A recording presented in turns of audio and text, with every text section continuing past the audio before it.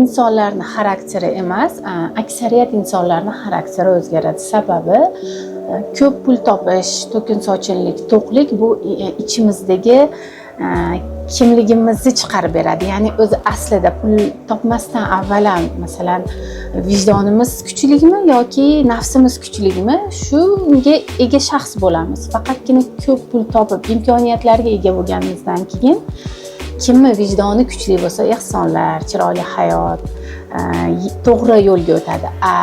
Kimni nafsi g'olib keladigan inson bo'lsa, pul topishdan avval ham u insonni nafsi, ya'ni avvalgidan 10 barobar ko'payib ketgandan keyin u albatta o'zini yo'qotib qo'yadi, u pulga tayyor bo'lmaydi va u pulni tezroq yo'qotish uchun harakat qiladi va buni yo'lida barcha qabih ishlarni qiladi. Bundan xulosa shuki, inson pul topishdan avval, boy bo'lishdan avval qanday bo'lsa, uni bekita oladi. Pul topganidan keyin bekitmaydi. Asl basharasini ko'rsatadi.